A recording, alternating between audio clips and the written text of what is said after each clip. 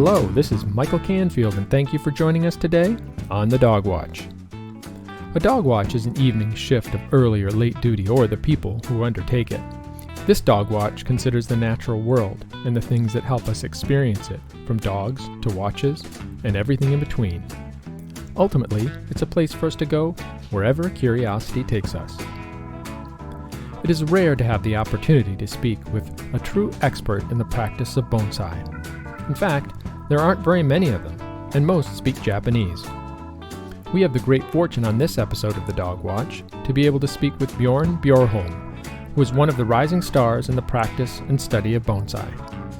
Luckily for us, Bjorn speaks Japanese and English, as he grew up in Knoxville, Tennessee, and now oversees the flourishing Eisei-en Bonsai Garden in Nashville. In our conversation, we learn how Bjorn grew up with a strong interest in bonsai and Japanese culture, hear about his early experiences in Japan and his 6-year apprenticeship at Kouka-en Bonsai Nursery in Osaka, Japan. Bjorn explains the approach of Eisei-en and how it compares to a traditional Japanese bonsai garden, and how bonsai helps us experience nature and get some similar benefits than if we went further afield.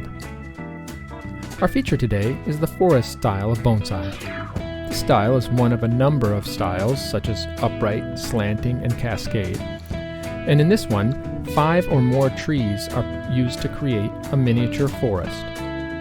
The number and species of trees chosen, their placement relative to one another, and their planting substrate work together to create a unique approximation of a forest scene. Bjorn shares with us that this form is one that appeals most to people new to bonsai. In our interview, he describes that he made a forest clump when he was a teenager, and this is one of the very few plants in his garden that he will never sell. And now, let's turn to our conversation with Bjorn Bjorholm of the Eisei-en Bonsai Garden. Bjorn, thanks so much for joining us today on the Dogwatch. Thank you for having me. So I'm assuming you're currently at Eisei-en and have been out in the garden today maybe already. I don't know, and I'm just curious kind of what's going on there. Is there anything new? So bright and early in the morning here at the moment. I usually go out first thing in the morning and kind of do a walkthrough of the nursery just to make sure everything's looking good for the day.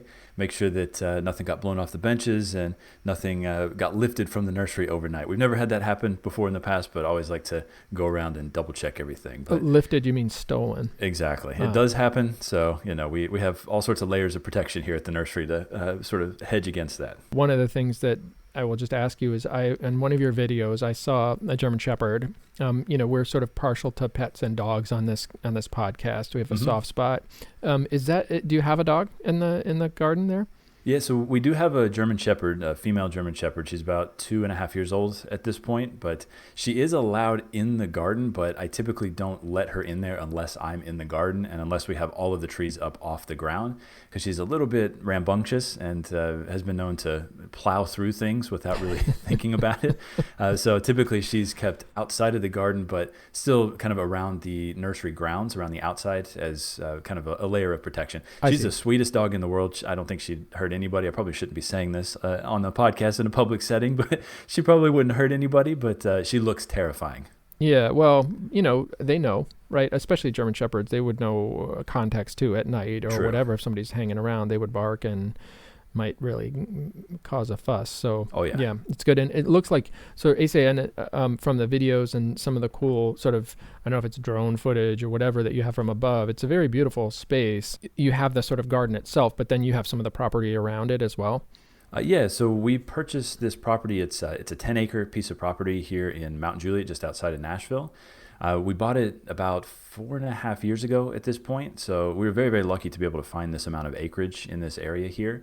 All the stars just happened to align at the right time, and we were able to purchase it. But I wanted to buy a piece of property that was quite large so we could kind of have a much more private location for the nursery, to kind of be off the beaten path. And as a matter of fact, where we live back here, we have 4 neighbors, and each neighbor has 10 acres. So it's, I guess, about 50 acres total that we live on back here, but we own 10 of that. So the nursery itself that's, contained within the fencing around the garden is probably about an acre to an acre and a half, something like that.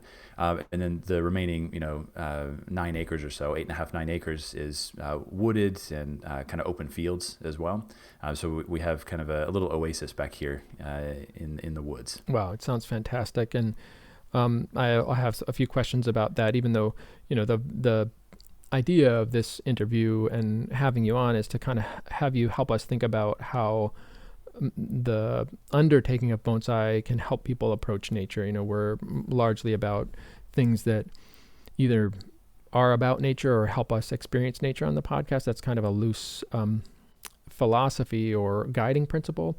But I also want to have a chance to get to know you a little bit too. So there's some questions that will interweave in there. And I'm curious, since we're on the subject, do you have trees in the ground too? I know some nurseries would have trees so in the outside area, right outside of the garden proper. Do you have like a farm team of bonsai plants in the ground too, or do you not sort of grow things up from that?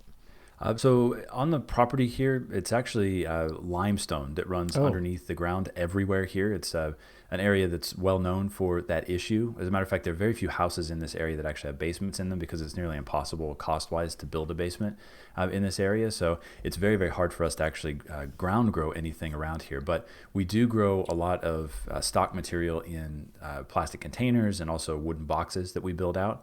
But those are set on top of the ground or on top of our benches here. Right. But that's stuff that you might not see if you're, watching your videos, et cetera, so much is that, you have some material that's kind of in waiting. Yeah, we would call it pre-bonsai. We actually have the garden broken up into 3 sections. So when you walk in, the very first section is kind of our display garden. We call it the upper garden. Okay. This is where we keep our trees that are very highly refined, stuff that could immediately go into an exhibition and hold its own. And then in the middle garden, which is just one step further down, it's kind of a tiered ground setup that we have here. In the middle garden, we have some projects that are pretty close to being exhibition ready, some projects that are kind of mid-level of development. And then as you move further down into the lower garden, which is the largest section of the garden, that's actually where we have most of our propagation material, raw yamadori, for example, which are collected trees from the mountains that haven't been worked quite yet, and some of our long-term projects that we're growing in containers or in wooden boxes. And would that be typical of a bonsai garden in Japan, et cetera? Is that sort of upper, middle, and lower, or is that something that you sort of have established? So that's very different than what's done in Japan. Japan is it's such a saturated market when it comes to bonsai that each nursery sort of has its own specialization. So, for example, where I studied at Fujikawa Kouka-en in Osaka, it's a refinement nursery. So all of the trees that are there are exhibition-ready trees. That's what my oyakata, or my teacher, focused on, and that's what I spent all of my time doing, was refining those plants for exhibition. Whereas if you go to another nursery, it might be highly specialized, only focusing on, say, grafting, and maybe only grafting 1 or 2 species, but they're the best grafters in the entire country, and therefore in the entire world when it comes to the aesthetics of the grafting, success rate with the grafting, the cultivars that they're using. Or you might go to another nursery where all they do is field grow Japanese black pines, for example, which is something that you'll see if you go to, say, Takamatsu, which is a city on Shikoku Island. They're very famous for field growing black pines and white pines. So you'll go down there and you'll see acres and acres and acres, like row after row after row of, say, just Japanese black pines that have been in the ground for 20, 30, 40, 50, 60 years. And some of those that have been in the ground long enough and maintained properly, those could be lifted out of the ground, put in a container, and brought to a refinement nursery like Fujikawa-san's, where I studied. We would refine that, sell it, and then it would go into an exhibition. So kind of different. And so how is yours different from that then? So, being back in the States, it's bonsai's been here for a while. I mean, it was sort of introduced after World War II with a lot of, the Japanese coming over to the States, like Yuji Yoshimura, for example. John Naka, who is from California, was, one of the big proponents of bonsai back in those days. So it's been here for a while, but it's still relatively new, relatively young in the States. So it's not become so highly specialized here. So if you do bonsai professionally here, you really do need to sort of be a Renaissance man or Renaissance woman when it comes to setting up a garden here. You have to do a little bit of everything, because if I were just to rely on, having a business and making money off of refining trees, we could probably do okay and eke out a living, but if we want to be really successful as a nursery, we have to have all of these different streams of revenue, and that requires not field growing, but growing stuff from cuttings, air layers, propagation, collected material, raw material, styling that stuff up, working on long-term projects that are going to take 15 to 20 years, maybe even longer to come to fruition. But you have to do all of that at the same time, so that you're continually bringing in revenue for the garden and keeping it afloat. Yeah, and it seems also like you have multiple points where you can connect with different levels of bonsai enthusiasts or potential professionals, et cetera, as far as developing the community in the States is different, right? Where you can fit it, at least, partly it's a question, but it does seem like in your videos and your initiatives, which we'll talk about, Bonsai U, et cetera, I could imagine having that range of facilities, et cetera, and plants would be more inspiring to someone, say like me, who, again, I am like at the first stage of bonsai growing, even though I've been interested for many, many years, since my grandmother actually sort of introduced me to it in the late 70s, early 80s, in the sense of this idea of what it was. But, if I just came to a refinement nursery, I think I would just be like, wow, that's beautiful. And like, how does that relate to me? Sure. So I could see that being really important, and maybe I'm projecting onto your sort of garden, et cetera, but it does. Would you say that's true about where you're fitting in? That, obviously you don't do a lot of beginner classes, et cetera, but it seems like you run a pretty nice range of access points. Very much so. But I will say, we do lean heavily towards the more kind of refined and finished trees, because that's what my training was in Japan, and that's what everybody is striving for. So if I don't have a good number of trees like that here at my nursery, right, it looks like I didn't learn anything in Japan, or I don't have the skills to build that stuff out. So that's why we have that display garden. When people walk in, like it wows you when you come into the garden. So a lot of our really large bonsai trees that would be considered too large for bonsai in Japan are up in that garden there, the upper garden, so that when you come in, it's just this wow factor as soon as you walk through the front gate. But if you walk in and then go to the middle and down into the lower, you can sort of see a range of how it's done and the process as well, it seems like. Exactly, yeah. And the cool thing about my garden here is that prior to going to Japan, I was in Japan for 9 years. Prior to going to Japan, I had already been involved in bonsai for 9 years. So I already sort of built up a little collection at my folks' place before I left. And my dad was also into bonsai as well, as kind of like a father-son hobby when I was growing up.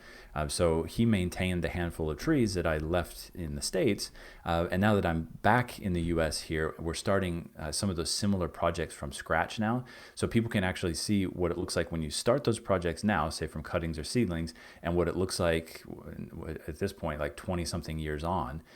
22, 23 years on, those trees actually coming to fruition. So, and we have trees that are in all stages between, those levels there. So from that perspective, I think it inspires people to see that you can take very basic material and build it out yourself and turn it into something really beautiful.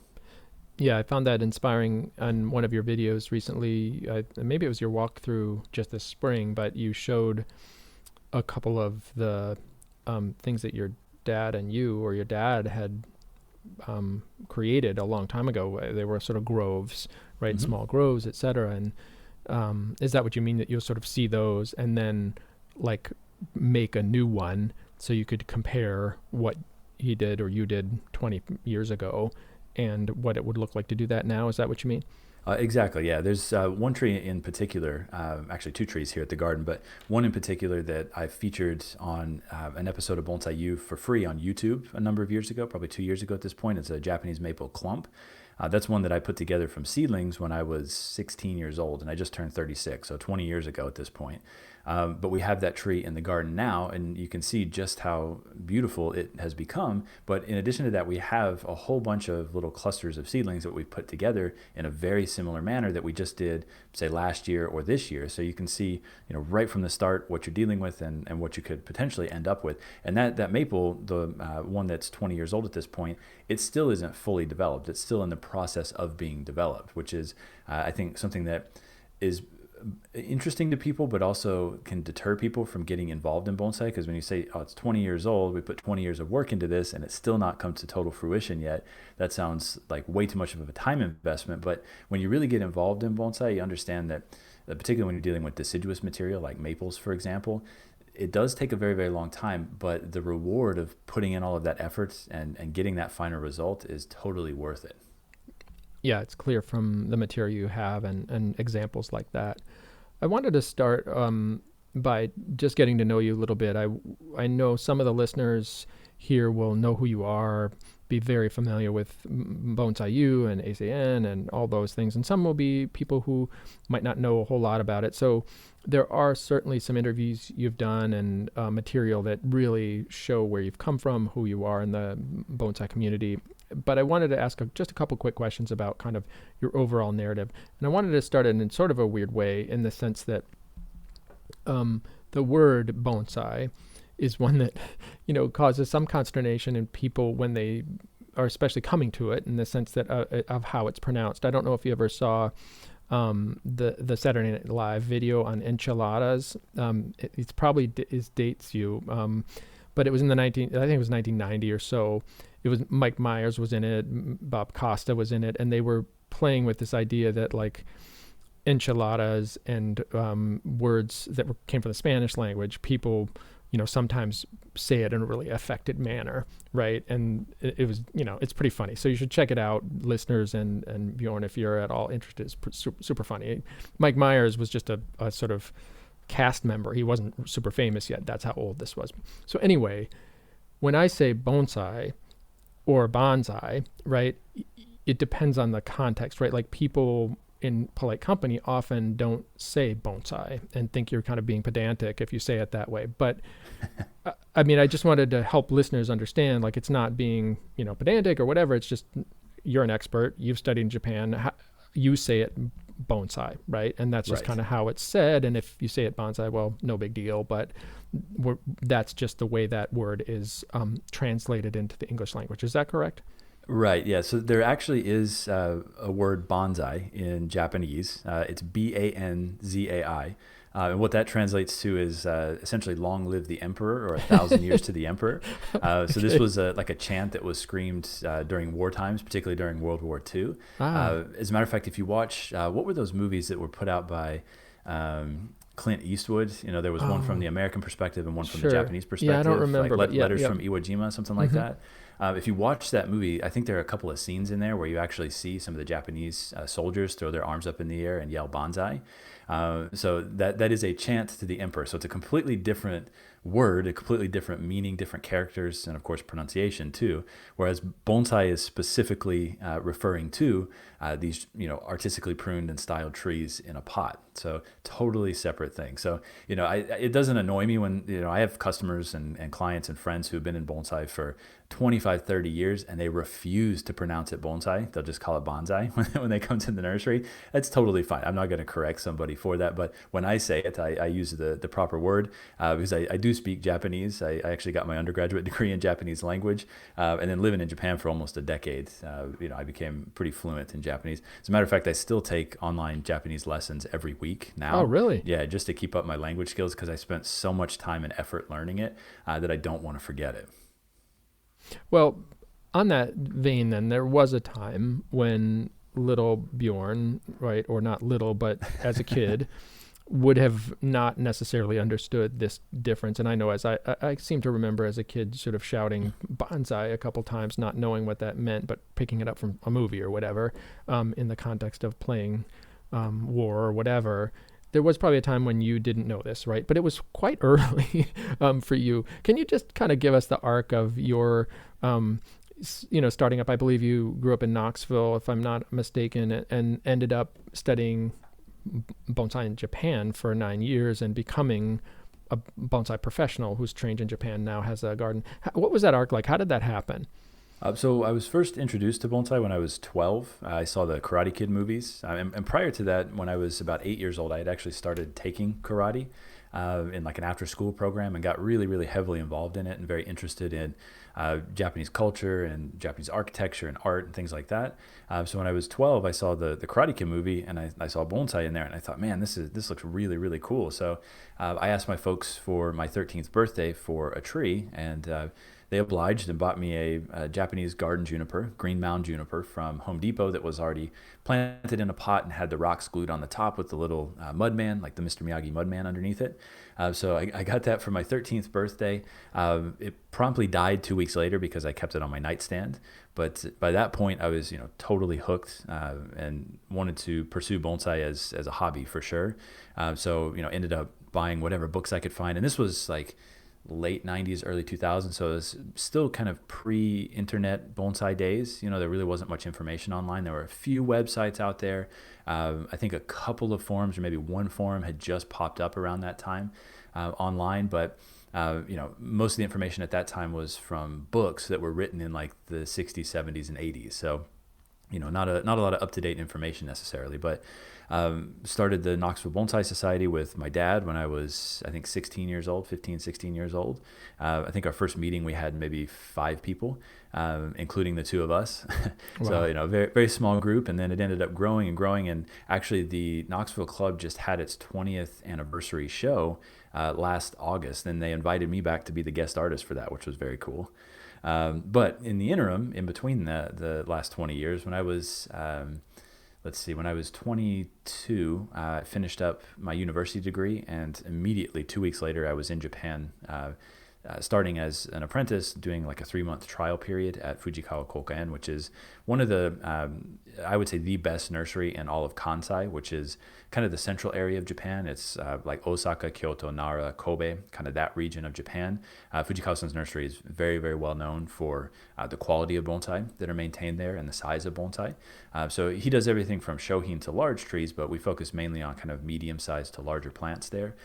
Spent 6 years as an apprentice there, and then stayed on for an additional 3 years following graduating from my apprenticeship. Kind of lived near the nursery and would work there as artist in residence, while I would start traveling around the world teaching at that point. So I was actually on the road about 250 days out of the year for those last 3 years that I was in Japan. So I was actually in Japan very little, but I was still a resident of Japan. Wow. So now, you've done that training. Can you describe, and it might feel kind of awkward for you to answer this question, but can you describe your sort of status as someone who's a bonsai professional trained in Japan? Like, do you see what I mean? Like, what does that afford you as far as where you fit into the bonsai community and sort of the teaching of bonsai, both, thinking of Japan. I also know in the United States, you also, I believe, have taken on an apprentice as well. So sort of where do you fit, and where does that allow you to fit into the broader bonsai world? Yeah, it's an interesting question. I mean, in Japan, like we had actually, my wife and I had actually sort of toyed with the idea of staying in Japan long term and setting up a nursery over there, which would have been a possibility, but there were a few things that we were really concerned with. One was being able to become a permanent resident there is very difficult, and you can't really take out a loan to build a business or buy a home unless you're a permanent resident.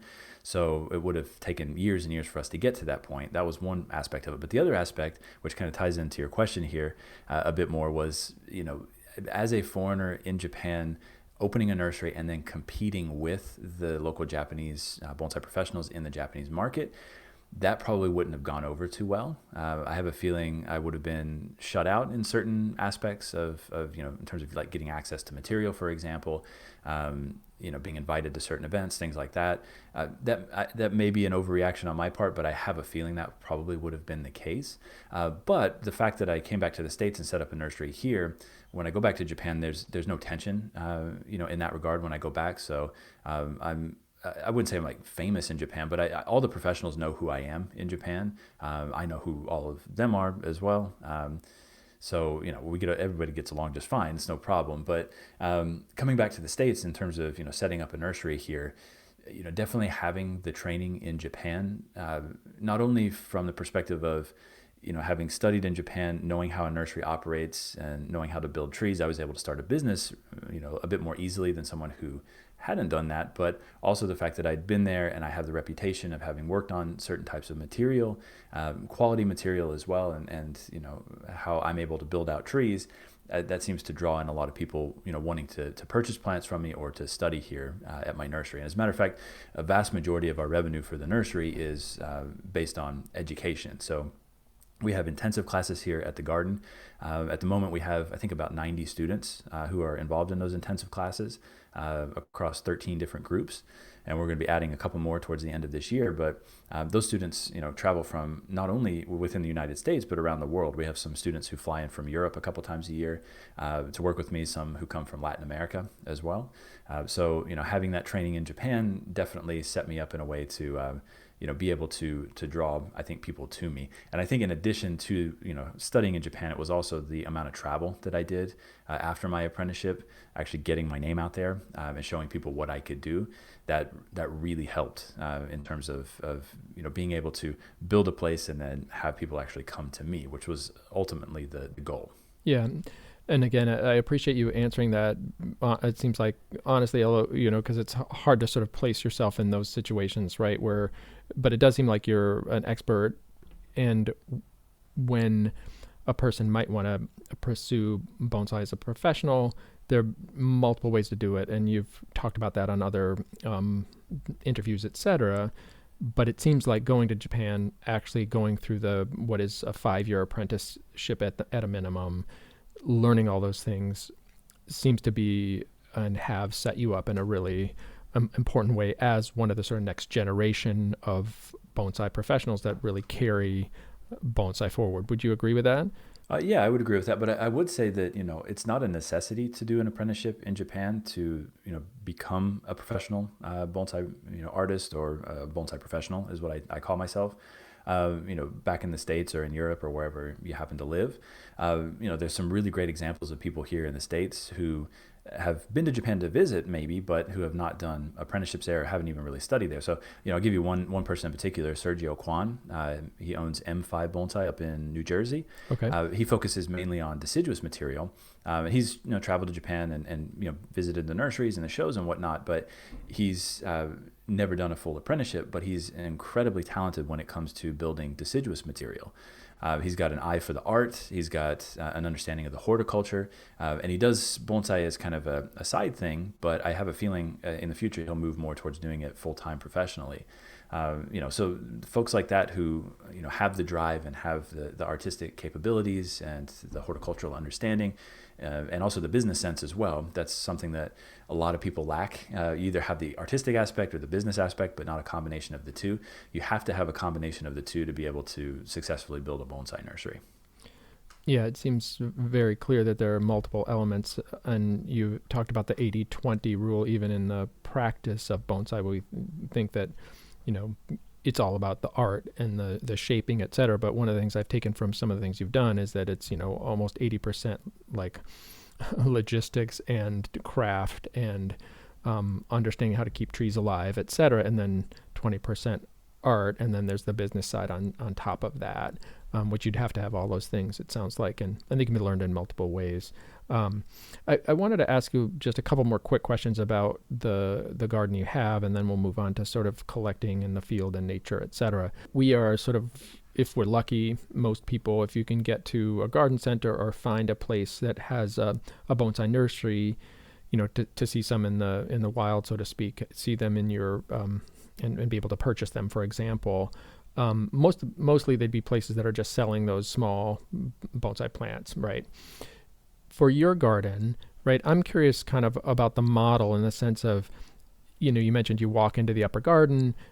What percentage of those plants are yours, or are you taking care of people's plants? And I'm wondering kind of how that works with the material you have there. It's not just that you have a place where you're just selling bonsai plants, right? You're taking care of some of them. You've got some that you may not want to get rid of ever. What are the fractions like? So I would say that currently at the nursery, probably 50 to 60% of the trees that we have at the garden right now are client trees or student trees that we maintain over the long term. So, for example, if it's a student, our program here is a 3-year program for the intensive course that we put on. So quite often students will bring several trees down to the first session. They'll keep them here. And then when they come down the next time, they don't have to drive things back and forth. They can fly in. It makes it a lot easier. And then we just maintain them in the interim, and they get to work on them when they come down. We also have clients who will purchase very expensive bonsai and maintain them here. They'll either purchase them from me or purchase them somewhere else and then bring them here. And then we'll maintain those over the long term in preparation, say, for the U.S. National Show, or we may maintain them in perpetuity forever and only take them to the client's location when they have, say, like a dinner party or a get-together or something, display the trees, and then we go and pick them up and bring them back. That's relatively rare that we do that, but we do have a few trees here that would fall under that category. And as a little bit of advertising, if someone wanted to be part of that educational process, like get into bonsai, learn from you, et cetera, what's the on-ramp for that? So if you go to my website, you can go to bjornbjorholm.com or Eisei-en.com. At the top, there's a little tab that says school. So if you click on that, it'll give you all of the information for how we operate the schools, the types of species and information that you'll learn if you come to the program. And then you can send an email via that page as well to me, just letting me know that you're interested in the classes, and we'll put you on the waiting list. So we have a pretty extensive waiting list at the moment, but we are going to be adding some extra classes probably starting in December of this year. So I'm going to be sending out a message to all of those folks on the waiting list here probably in the next couple of months with first dibs sign up information about that. And do you have to have a lot of experience to get involved, or how much do you have to know? Well, I usually recommend that people have at least a couple of years of experience in bonsai. We've had a few like rank beginners come into the classes, and I think it's just a little bit over their head. It's a little bit too intense for people in that situation, and a couple of those folks have actually dropped out of the program. But anybody who's got at least a couple of years of experience, maybe done some workshops with other professionals, or attends club meetings in their local area for a couple of years, somebody like that would be great for the program. So kind of like a not rank beginner, but kind of beginner moving into intermediate phase, all the way up to, we have full-on professionals who come in to the program here as well. Cool. That's great. And I'm glad to hear there's a lot of interest. Oh, yeah. Couple other quick things. In some ways, I'm sure these trees become very valuable to you, not only for money, but also in the sense that you feel like you're a shepherd or curator of them. Are there a couple that you, in your collection, or that you have there, that you could point to that are just ones that, maybe you don't have favorites, but that are just like ones that you feel are incredibly meaningful plants to you? Maybe one or two? Sure, yeah. One would be a Chinese quince that I have in the nursery here. It's an unassuming tree. Most people kind of pass over it when they walk through the garden. But it's a tree that I've grown for the last probably 15, 16 years at this point. It was a stump that was field grown that when I purchased it, it had no branches on it whatsoever. And now I've developed it into sort of a full-on, beautiful ramified silhouette, which is hard to do with that particular species. It's a medium-sized tree as well, which is also hard to do with Chinese quince. They tend to be fast-growing trees and grow quite large very quickly. So that would be one of the plants. I featured that in a few photos on my Instagram in the past, which is, I think it's just Instagram/Eisei-en Bonsai. If you guys are interested in checking that out. Yeah. And then in addition to that, the Japanese maple that I mentioned earlier that I put together as a clump when I was 16 years old, that's one that has a lot of sentimental value to me. So of all the trees that are in the garden, those are probably the only two that I would never sell. Everything else in the nursery is for sale. But with that being said, I tend to, the trees that have a lot more value to them, not only monetarily, but also, time investment and sort of sentimental connection to me, I'm a little bit hesitant to sell them to certain people, so I like to make sure I vet who is purchasing the tree, or at least understand who's going to be maintaining those trees on behalf of the person purchasing them before I let those trees leave the garden. Yeah, because it'd be easy to have it die. Is that what you mean? Absolutely. Yeah. All right. Well, that's fantastic. And I want to turn a little bit to collecting, right? One of the things that I'm interested in is kind of how you go out and get material. And it seems like there are a couple different avenues for that. One of my favorite videos you did was a while ago when you were in Japan. You did this vlog of you going in this van around Japan, finding these trees, which I just thought was a great video. I don't know why it spoke to me so much, but it was just like this adventure.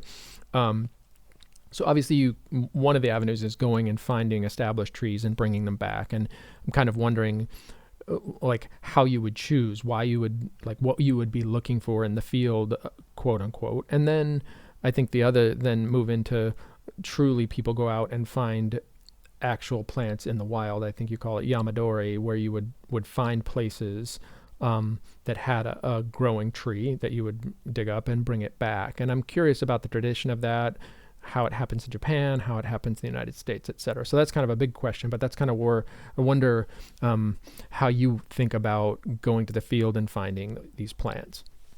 Yeah, I mean, in Japan, it's very different because, like I said before, it's a saturated market there. So, I mean, you can find beautiful trees at all of these different nurseries around the country. So, for example, with Fujikawa-san in that particular video that you're referencing, I think we were buying for the Kokufu-ten, which is the Japanese national exhibition that's held every year in February. So prior to that exhibition, Fujikawa-san and I would travel around Japan in his Hi-Ace, which is kind of this giant van that Toyota makes, that all the bonsai professionals, it's like a requisite that you have a Hi-Ace. It's a cool as a car, bonsai I don't professional. know. Yeah. It's awesome. Yeah, and you can fit a lot of stuff in there, even though it's pretty compact. But we would travel from Osaka, usually go north up to Tokyo, sometimes out to Obuse, which is near Nagano, way out in the middle of the Japanese Alps, because there's some really great nurseries out there. We'd usually spend like a week to 2 weeks on the road, just traveling from nursery to nursery, looking for material that we could get for a good price that was maybe a little bit unkempt, but had potential if we fixed it up a little bit to go up in value very quickly. Fujikawa-san was very good at finding material like that at these different locations. We would then bring that back to his nursery and then style it up, clean it up, paint the dead wood with lime sulfur, for example, to brighten it up, maybe add some wire to it, sometimes switch out the pots as well, because quite often that can change the appearance and the value of the tree and the resaleability of that very quickly. And we would do that in, typically December, we'd go around, find the material. January, we'd fix it up. And then February was the time for the show. So that was a huge part of his business model there. But the difference here in the States is that we don't have a whole bunch of nurseries here that have, thousands and thousands of highly developed trees. We have to go out and find basically raw material and build it, which takes a lot longer time. So, if you're talking about conifers, you can build a tree from a raw yamadori, collected piece of material, to a finished tree in, say, 3 to 5 years, if you really know what you're doing. Deciduous material, it could be 10, 20, 30 years, depending on the material. And in addition to that, there are some nurseries and some people, some private collectors who have trees that every once in a while, they're highly developed, really beautiful. Every once in a while, they're willing to sell those trees off, but that's very rare here because we don't have such huge number of highly developed plants in the States. If somebody gets a hold of something like that, they don't want to let it go. Or the prices are exorbitantly high here, just a supply and demand issue in the States. So it's a lot more difficult to drive around, find really good material, and then take that, fix it up, and sell it at, say, like the U.S. National Show, which we have in September in New York every other year. So much more difficult to do something like that here in the States. So have you done that before? Have you gone out and searched for yamadori in the United States, like gone to Montana or wherever it is and looked for stuff? So in terms of going out and purchasing from collectors who live in those areas and collect professionally, yes, I've done that multiple times. Like flown out to California, drove all over California, drove back through like Wyoming, for example, down to Colorado, into Texas, and then back over to Tennessee, picking up yamadori that was already collected along the way. But in terms of actually going out into nature myself and collecting the trees from nature, I've only done that one time, and that was because I was invited by some friends out in Arizona to go with them. But it's not something that I do for a couple of reasons. Number one, the biggest issue is that you have to obviously get permission from the people who either own the land or from the government if it's publicly owned land. So that's a little bit difficult to do. Number one, that takes a lot of time. Number two, when you go out and search for the material, it can take sometimes days or weeks to find a good location. So, you're going to be out there for a long time. Number three, when you collect the stuff, you then have to drive it back cross country, and I would have to maintain it here at my nursery. And there's no guarantee that material would survive. So, there's a lot of costs involved, a lot of time and effort involved, and potentially very little return Right. On that investment. Whereas if I go through the folks who live in those areas and do this professionally, the guys that I work with have usually like a 90 to 95% success rate when they collect stuff from the wild, and it's already established when I purchase it. So when I bring it back to my nursery here, the longest we would have to wait before we work on something might be a year. Sometimes we can immediately start working on some of that material, so the turnaround time is a lot faster from a business perspective. Yeah, I believe in one of your videos, they showed up with, a trailer with some of those bonsai that have been collected. I'm curious, obviously it makes sense that that's not a good use of your professional time, right? In the sense that your time's more, I would think, valuable working on the material because that's what you're trained to do and that's where your expertise is. I'm curious, but what do those people who do that for a living look for? Like, how do you identify those things, or how would one go out? What would they be looking for? How would they be identifying those things? You said you went out with someone once, but like, how do they do that? So a few things. I mean, most of the stuff that's being collected, particularly out in the Rockies, is coniferous materials, so pines and junipers, firs, spruce, plants like that. So with those species, typically what we're looking for is interesting movement in the trunks, some sort of, say, deadwood characteristic on the plant, and maybe an interplay of the deadwood with live veins on the tree, particularly if we're talking about junipers. Size is something that's also taken into consideration. In the past, everybody wanted large bonsai, but large bonsai are unwieldy. You can't really move them around, and they're actually very difficult to resell nowadays, at least at my nursery. So the focus has sort of shifted to medium and smaller material. But those trees are very, very rare. So it's hard to find like a medium size or a shohin size, which is a small size, say Rocky Mountain juniper, for example, and collect it and keep it alive. So from that perspective, those plants can actually be significantly more expensive than larger versions of the same species. But those are sort of the main things I think that folks are looking for. I see. And I would imagine some listeners would be like, absolutely. Some listeners might say, well, what are the conservation/moral issues, et cetera, around this? And I'm curious how you would respond if somebody asked you like, hey, is that cool? Like, maybe that's not the right thing to do. I'm not necessarily saying that. I'm just, how would you respond to that?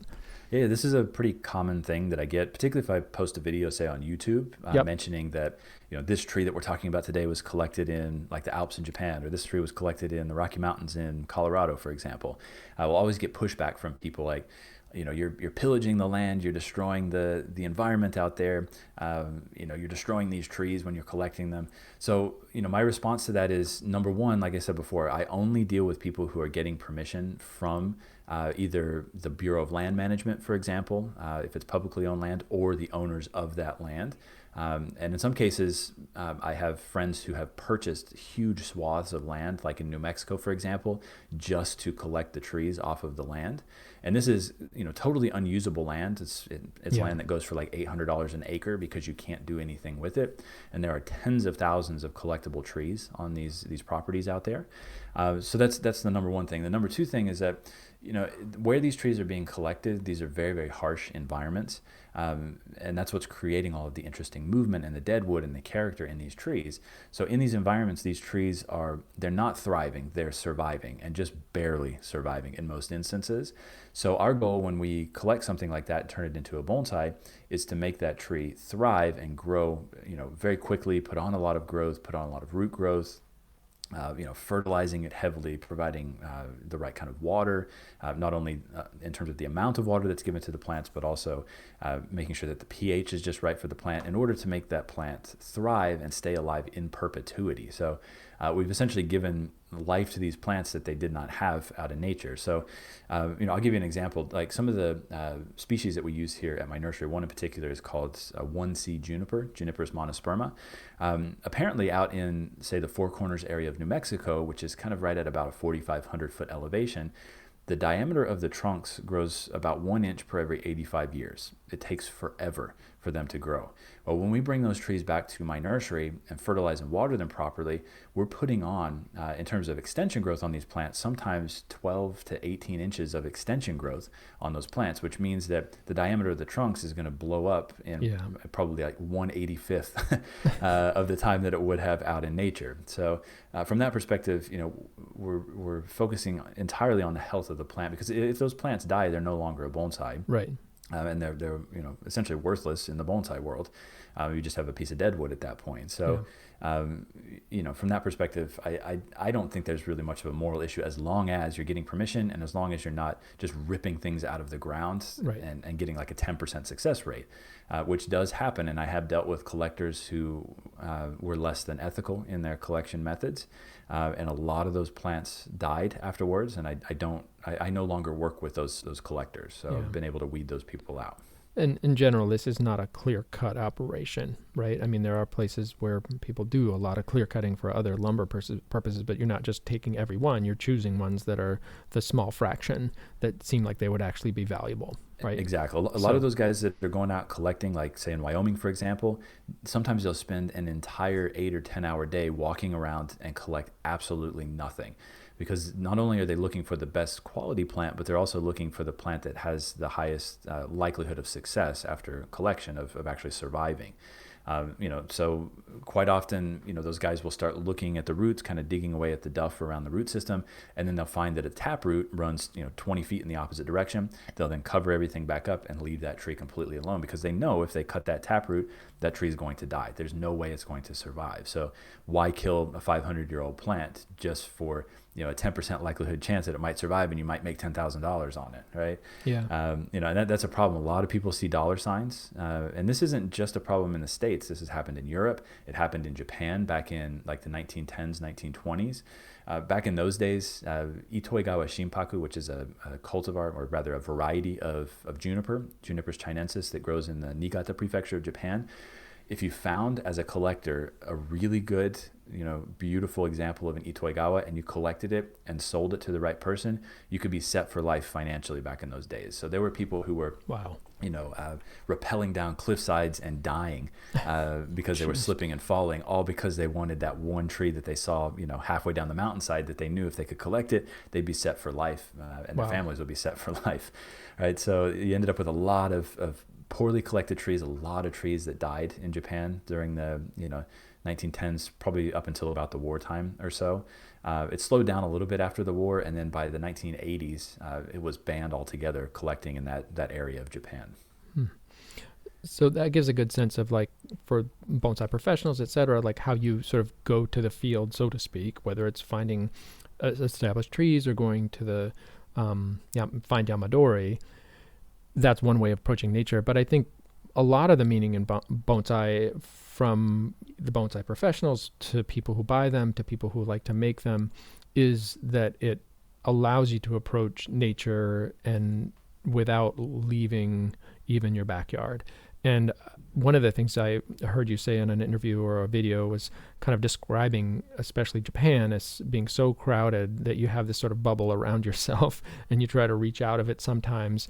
And it seems like both Japanese gardens and then also bonsai is a way for people to find an interaction with nature, et cetera. So I'm curious about how you, as someone who's, spent a lot of time in Japan, also here intensively studying bonsai, and doing it yourself and seeing people coming to it, how would you describe the ways in which this process of bonsai writ large, how does it help people create meaning around nature? Like, what are the ways you see the benefits from those interactions?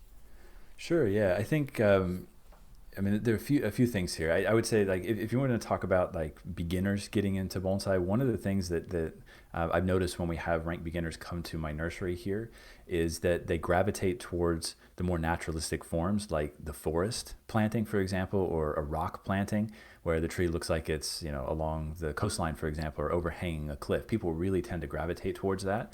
And that's not something that only I've noticed, but for example, my teacher's teacher, Saburo Kato, is a very famous bonsai artist who owned one of the oldest nurseries in Japan named Bonsai-en up in Omiya near Tokyo. He recognized this back in the 1970s and early 80s when foreigners, for example, would come visit his nursery. They always gravitated towards the forest plantings and the rock plantings. So that's what he ended up specializing in, not because he wanted to sell those trees to those people, but he was more of an ambassador of the art and wanted to sell the idea of bonsai to people or promote the idea of bonsai to people as kind of I guess from a therapeutic perspective, partly, but also just sort of a connection to nature perspective. So he really focused on that aspect of bonsai art. So it's kind of like, if you live in a big city like Tokyo or New York, for example, there are parks there, not only because they make it look more beautiful, but because people need to. I mean, we come from nature, right? We evolved in the plains, we evolved in nature. So getting into a park where you can get away from, the concrete jungle around you and experience nature. There's all sorts of research on this as well, that it has a calming effect on people. It sort of centers people to some degree.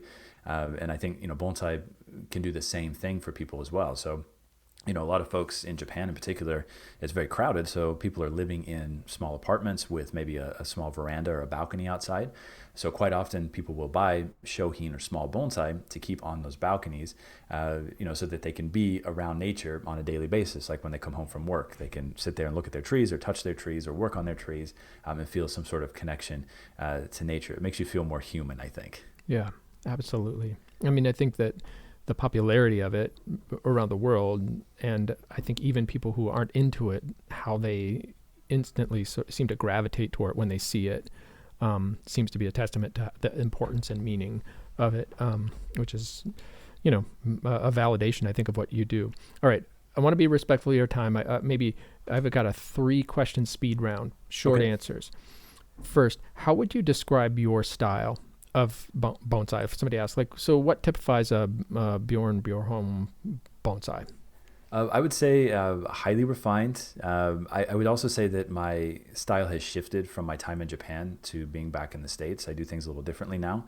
So in Japan, my teacher Fujikawa-san was really big on almost a clinically clean style of tree, almost overly refined, almost like plasticky type style, which if you go back and look at my work during that period, that's how I styled trees, right? But when I came back to the States, I sort of softened my approach. So I would say that now I would sort of classify my work as refined but naturalistic. So there's a softness to the quality of the branch structure as I build it out now in my trees, but still recognizable as my own. Okay. Do plants gain value from the legacy of the people who have worked on them? For example, if I came to your nursery and bought one that you worked on, would it have value because you worked on it?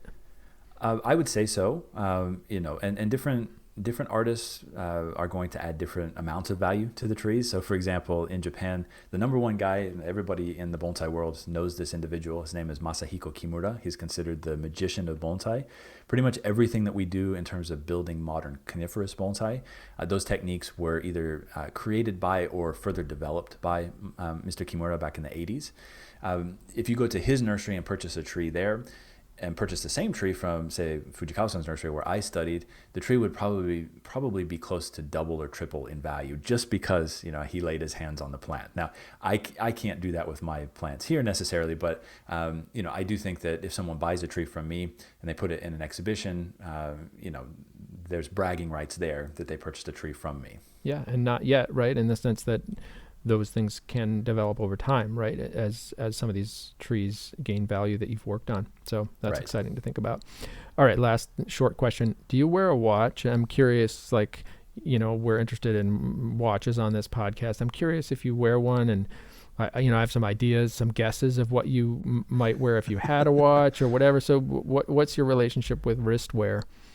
So I don't actually wear a watch. I don't even wear a wedding ring, actually, just because I work in the dirt so much that I don't want to get those things dirty. But I have gotten interested in watches a little bit lately. I haven't really dived deeply into that whole culture because I have a bit of a an obsessive personality, and once I get into something, I end up spending way too much time and money on those things. So it kind of scares me a little bit to get involved in that. Watches are great for that, by the way. Right. Yeah. I mean, my biggest thing the last few months has been like vintage camera lenses from the 1950s and 60s and 70s. And I've built up a ridiculous collection in a short amount of time. So I'm kind of avoiding the watches, but that's something that, when we do go back to Japan in the future for our tours and whatnot and visit, I'd like to have a nice watch. It looks nice when you dress nice and walk around, Yeah, they're beautiful. I think there's some overlap, especially with Japanese culture or whatever, and there's some really beautiful ones that I could imagine you wearing, both in the garden there, and then also certainly the Grand Seikos and stuff, the white birch, and there's some really beautiful watches that I could imagine you gravitating toward. Not that I don't get any kickbacks from companies here. I don't know. It's just curiosity. They're so beautiful, and some aspects. So that was just a question I had where you are on that front. All right. So last thing, you've done a lot of videos. You've done a lot of work developing yourself. You're at a particular place right now.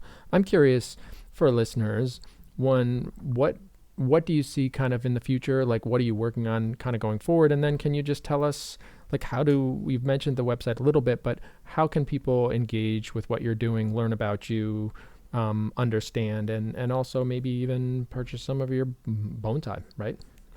How do we get to know you better? Sure. Yeah.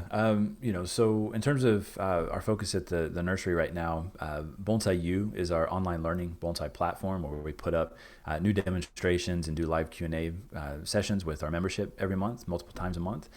So we're working on expanding that at the moment. It's been a lot of fun putting that together. Like I mentioned, I've been collecting these vintage camera lenses. I use those things to film all of these episodes that we put together for Bonsai-U. So it's kind of a combination of hobbies there, but we're working on expanding that, finding new information, new species to work with. We're bringing in other guest artists who actually do videos on the platform as well. So that's probably our biggest push at the moment. And coming up in not too long, we're thinking about expanding the business to more of an overseas model as well. So I can't talk too much about that at the moment, but that's something that we're looking at doing in the next 4 or 5 years here. And then in terms of, if people want to check out my content or, maybe get involved with Bonsai-U or come and study at the nursery, best place to go is just bjornbjorholm.com or Eisei-en.com. You can find all of the information on there about all of those things. We're also on YouTube. I think it's youtube.com/Eisei-en Bonsai, I believe is the tag there. And on Instagram as well, it's the same thing. So you can check us out on all of those different platforms. Bjorn, thank you so much. It's such a great honor and pleasure to have you on the podcast and for you to share with us the art and science, so to speak, of bonsai and to help us understand how we can learn more about it. So thanks for joining us and good luck this season in the garden. Thank you very much. It was a pleasure.